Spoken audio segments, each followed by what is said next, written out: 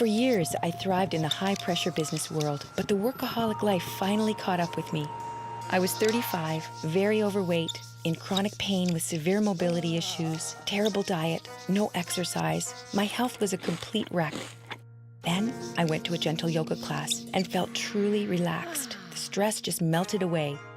I went from a size 18 to a size 8. I stopped getting sick. Pain disappeared.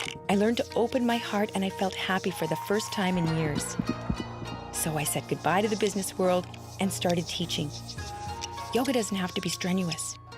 The easiest movements can trigger major release of chronic symptoms no matter your age. Healing Yoga. Yoga for real people with real problems. Hello, I'm Deborah Devine, and that was my story. Smoking, weight issues, high cholesterol, and high blood pressure were all negatively affecting my heart health. Let yoga be your secret weapon to calm your heart, reset your nervous system, and soothe your mind. For many of us, the holiday season is very stressful. Financial strain, social engagements, and sadness can play a factor. Here are some great tips that will help you manage stress so you can enjoy the holidays. Let's begin with sun breaths. We're going to step into the middle of the mat, and we'll take our legs and feet apart, maybe a little bit wider than hips, so we can really have a good sense of a foundation and balance. Then, with that foundation in place, we take the hands in front of the heart center. Sun breaths, inhaling out and up with the arms. At the top of the inhalation, the fingers touch, and we exhale, hands to heart. Inhaling. Exhaling, completely feel the belly come to the front spine. This is a wonderful way to warm up the arms and warm up the heart. When we're working with heart health in our yoga practice, we're really dealing with the fourth chakra, the heart chakra. We're opening up space, and we're getting things limbered up and warmed up across the whole chest, the shoulders, the hands too. Now we're going to be moving into half sun salutes. So we can keep the legs wide if you feel that your balance might be compromised, or you can take your stance a little bit closer together. Your feet can come a little bit closer together. We bring the hands to heart center, and then we inhale, strong legs, pressing down through the heels, and then we exhale, bending the knees, taking the sit bones back, keeping that inner spiral, and then we inhale, halfway lift, exhale, forward fold, bend the knees as you come up, energizing the legs, and then exhale, hands to heart. Inhale, exhale,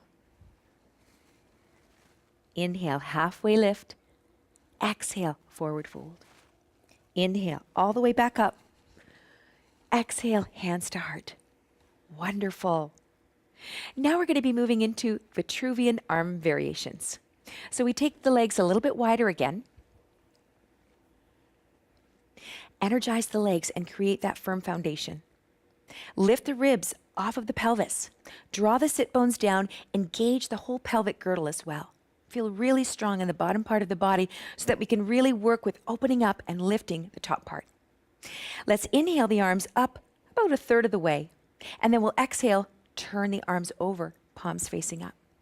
And then we'll inhale, turn the arms over again, another third of the way up. Exhale, rotate the upper arms. And then another in-breath comes along, turn the arms down, lift, and then exhale, hands open up to the sky. And then we're going to let the arms come down, and we'll try that again. Inhaling about a third of the way up. Exhaling, turning the arms over. Inhale, turn the arms down again, coming up, rotating on the exhalation. Using arms in a strong way in our yoga practice is a really wonderful way to cultivate heart health. When we lift our arms for a longer period of time, it's quite a bit of a workout. And we are opening up energy channels across the fourth chakra. We're opening up energy channels across the arms, the chest, the upper back as well, opening up blood vessels, lymphatic vessels. It's a very healthy practice to really use the arms in our yoga practice. Inhale the arms all the way up, and then exhale all the way down again. Now we're going to take some time to rest the brain with forward folds.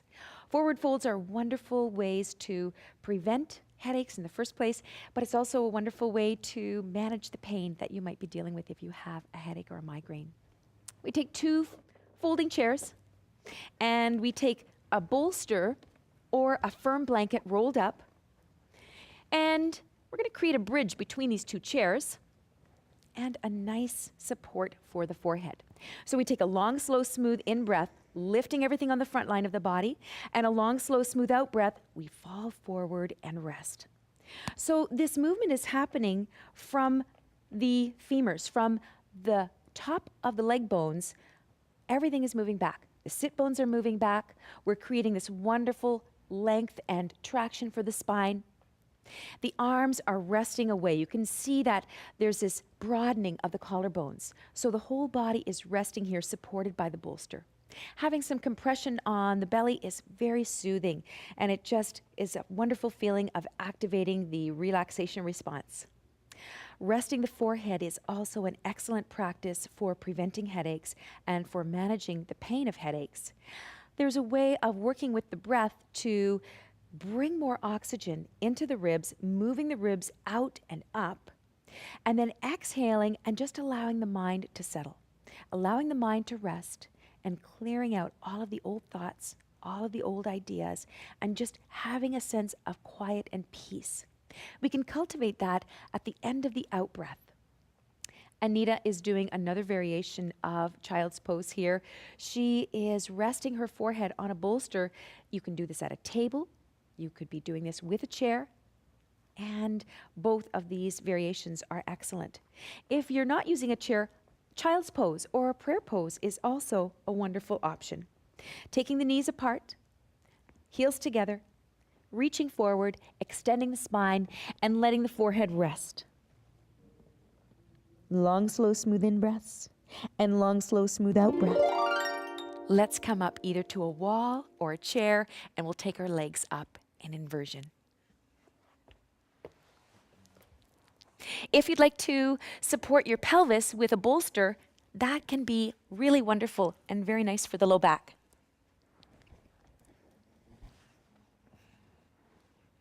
We take the legs up and we begin to circle the ankles and we spread the toes. Now, let's bring the soles of the feet together, let the knees splay apart, and we can rock the pelvis back and forth, just releasing any last tension and gripping in the hips. We could also butterfly the legs. Viparita Karani is a wonderful pose to end the day. This is Daria's favorite pose before she goes to bed.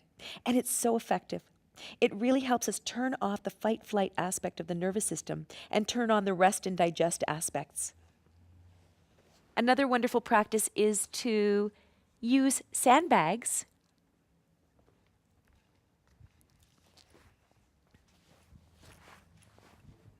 So when we use sandbags, or rice bags in this case, we just place it on the lower belly.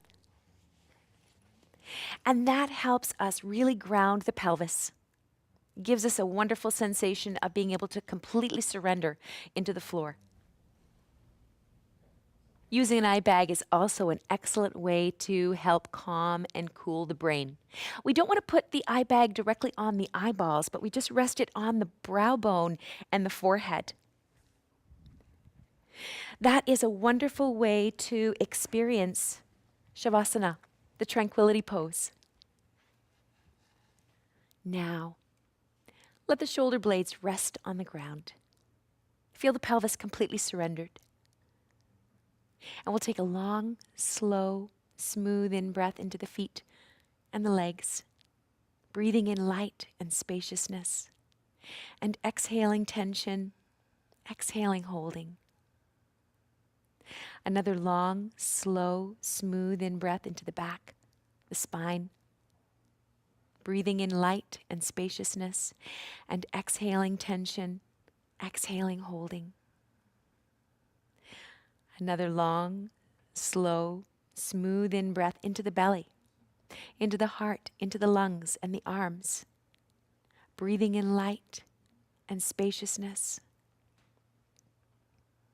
Exhaling tension, exhaling holding. We take a long, slow, smooth in-breath into the neck, into the whole face, the eyes, and the brain. Breathing in light and spaciousness, and exhaling tension, exhaling holding. The left eyebrow moves to the left, the right eyebrow moves to the right, and the forehead moves back to the crown. We feel the front brain sink toward the back brain, and we surrender completely. We take a long, slow, smooth in-breath into the neck, into the whole face, the eyes, and the brain. Breathing in light and spaciousness, and exhaling tension, exhaling holding. Thanks for watching. Be sure to subscribe to the channel and stay up to date on all the latest videos. And let me know in the comments section below what other kind of videos you'd like to see.